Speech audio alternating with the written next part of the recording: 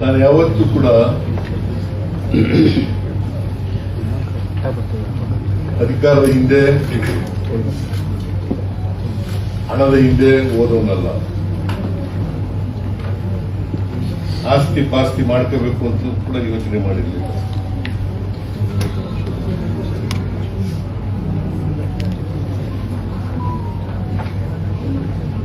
ಮತದಾರ ದೇವರುಗಳು ಯಾವಾಗ ಅಧಿಕಾರ ಕೊಟ್ಟಿದ್ದಾರೆ ಅವು ಎಲ್ಲರೂ ಕೂಡ ಯಾವಾಗ ಯಾವಾಗ ಮಾಡಿದ್ದಾರೆ. ನಾನು 83ರಲ್ಲಿ ಶಾಸಕನಾದವು, 78ರಲ್ಲಿ ತಾಲೂಕಾ ಬೋರ್ಡ್ ಮೆಂಬರ್ ಆದವು,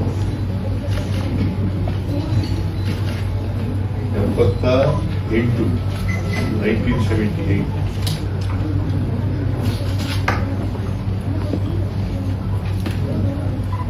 ಸುಮಾರು 50 ವರ್ಷ ಆಗ್ತಾ ಬಂದಿದೆ ರಾಜಕಾರಣ ಜೀವನ. ಅದು 50 ವರ್ಷ ಆಗ್ತಾ ಬಂದಿದೆ. 28ಕ್ಕೆ